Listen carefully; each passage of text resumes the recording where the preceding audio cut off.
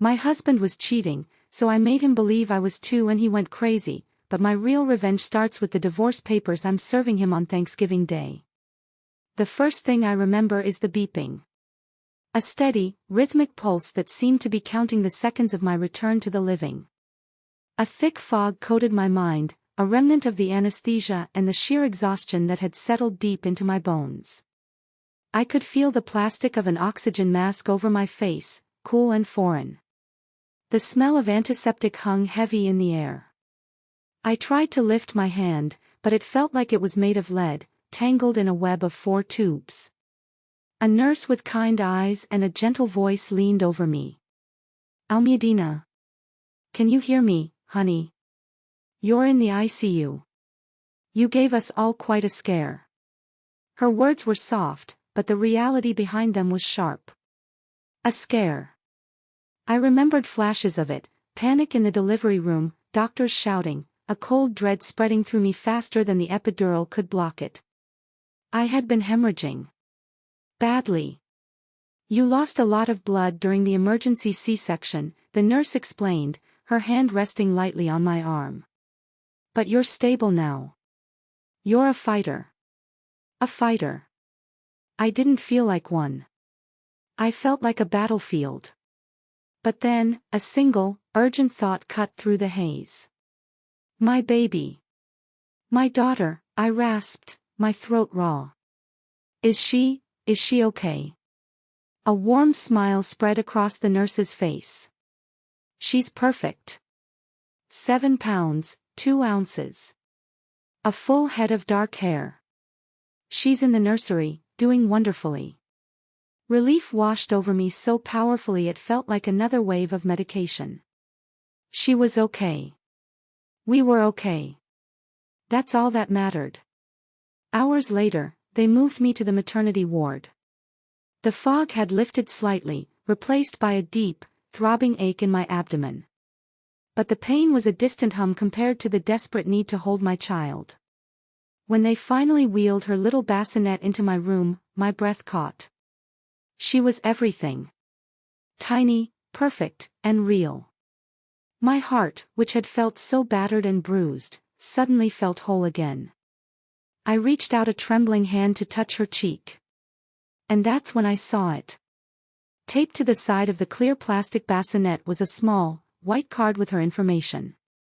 My eyes scanned past her weight and length, landing on the name, neatly printed in black ink.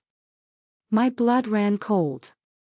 The beeping of the heart monitor beside my bed, which had been a steady comfort, began to quicken its pace. The world seemed to shrink, the sounds of the hospital fading away until all that existed was that one, single word. It wasn't Itzel. It wasn't Noemi. It wasn't Kiesel. It said, Leonore. To understand why that name felt like a physical blow, like the surgeon's scalpel slicing me open all over again, you have to understand that my marriage always had a ghost. A beautiful, perfect ghost named Leonore, my husband Marcos's ex-fiancée. And the ghost's keeper was my mother-in-law, Reyes. I met Marcos when he was 27, a year after he and Leonore had broken off their engagement. He told me it was amicable, that they just wanted different things. I believed him. But I quickly learned that his mother, Reyes, had never accepted it. To her, Leonore wasn't just an ex, she was the daughter she was supposed to have, the one who got away. And I was the consolation prize. Reyes never said it outright, of course. Her cruelty was far more subtle, delivered with a polite smile and a condescending tilt of her head. It was a collection of 1,000 tiny cuts. I remember one Sunday dinner, early in my pregnancy. I was so sick with morning sickness I could barely look at food. Reyes watched me push a piece of bread around my plate and sighed dramatically. "It's so strange," she said to the table at large. When Leonore was pregnant with her first, she just glowed. Never sick a day. I suppose some women are just more naturally suited for motherhood. Marcos just gave a tight laugh and asked his dad about the football game, a classic deflection. I felt a hot flush of shame creep up my neck, as if my body's struggle was a personal failing. Then there was the time we went shopping for the nursery. Marcos and I were having a wonderful day, laughing as we debated between a rocking chair shaped like a moon and one that looked like a cloud. Reyes had insisted on coming along. She drifted through the aisles, picking things up and putting them down with a look of vague disappointment. Then she stopped, holding up a delicate silver rattle. "Oh, look at this," she cooed. "It's just perfect. If it were Leonor, I know she would have chosen something timeless like this for my grandchild." My grandchild. Not our grandchild. I felt invisible, my own taste and choices rendered irrelevant. But the most painful memory, the one that echoed in that silent hospital room, was the night Marcos and I chose our daughter's name. We were lying in bed, the lights low, his hand resting on my swollen belly. We whispered our final 3 choices to each other, feeling the weight and beauty of each one. Itzel. Noemi. Kiesel.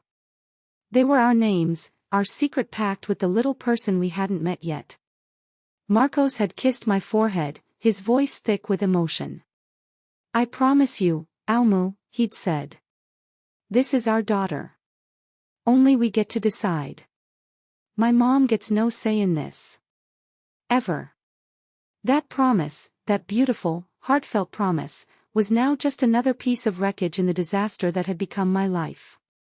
Staring at the name Leonor, I realized that while I was fighting for my life, my husband and his mother had taken the one thing that was supposed to be sacred and given it to the ghost that haunted our marriage.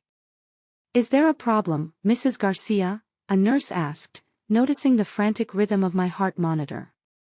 My voice was a choked whisper. "The name. It's wrong. There's been a mistake."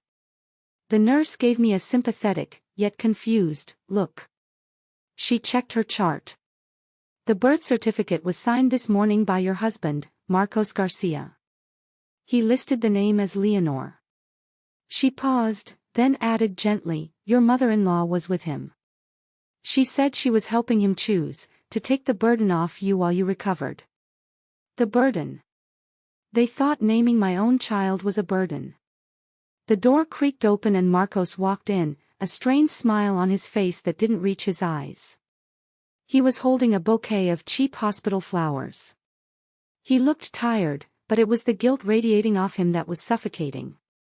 I pointed a trembling finger at the bassinet. "Marcos. What is that name?" He flinched, his eyes darting everywhere but at me. "Almu, listen, you were unconscious." I was panicking. I didn't know what to do.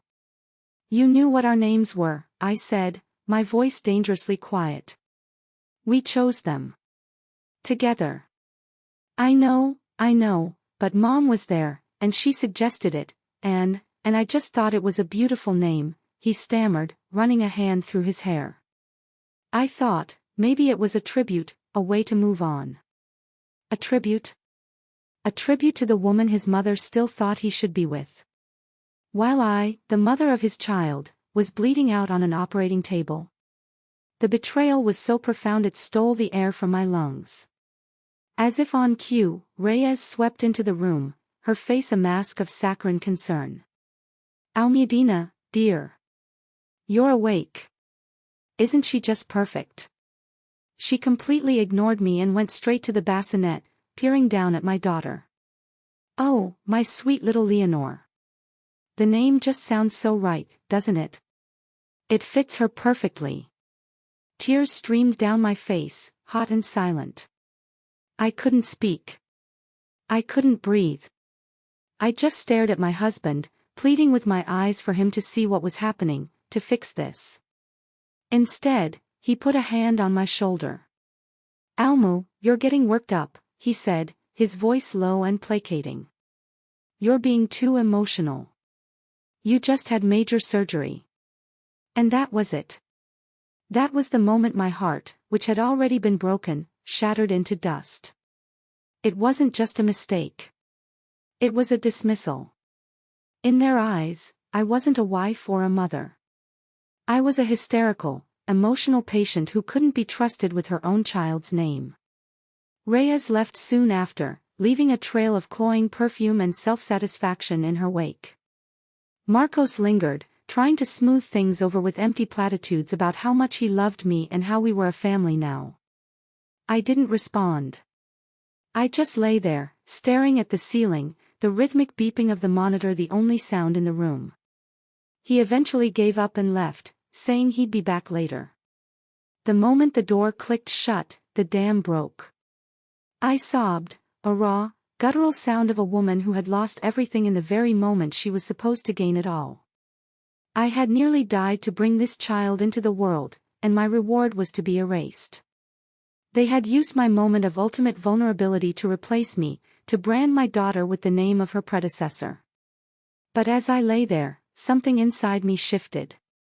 The frantic, hot grief began to cool, solidifying into something hard and clear. It was resolve. They thought I was weak. They thought I was a hysterical woman they could control. They had miscalculated.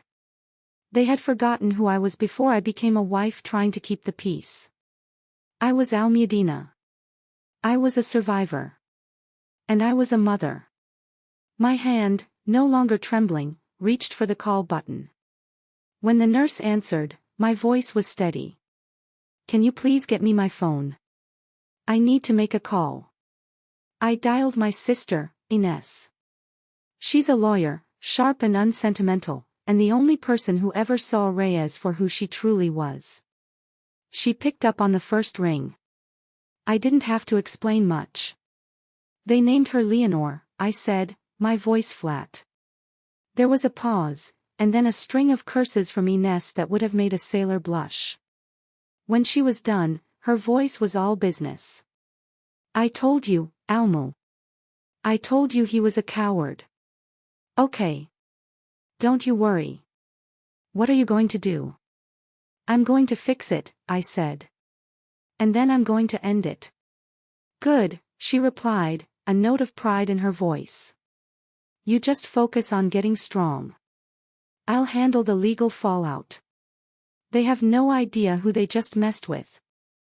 The next afternoon, the head nurse came into my room. She was an older woman, probably in her late 50s, with a no-nonsense air and eyes that seemed to see right through you. Her name tag read Dolores. She was holding a clipboard with the official state birth certificate application. "Mrs. Garcia," she began, her tone professional but not unkind. "I just need to confirm the details one last time before we send this off for filing. This is the official record." She looked down at the form. "Baby girl, Leonor Garcia. Mother, Almudena. Father, Marcos." My heart hammered against my ribs. This was it. This was my one chance. I took a deep breath, channeling all the cold resolve I had gathered in the last 24 hours. I met her gaze directly. "There's been a mistake, Dolores," I said, my voice surprisingly firm. She raised an eyebrow, her pen hovering over the paper. "A mistake?" "Yes," I said.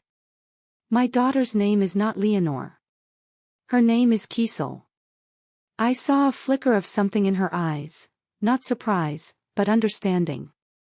She had been a nurse for 30 years, I was sure she had seen every kind of family drama play out in these sterile rooms. The initial form was signed while I was medically incapacitated, immediately following a traumatic surgery and significant blood loss. I continued, echoing the words my sister Ines had coached me on over the phone. I was not of sound mind to give consent or confirm any details. As the child's mother, I am correcting the record now. Dolores looked from me, to the sleeping baby in the bassinet, and back again. She was silent for a long moment, and in that silence, my entire future hung in the balance.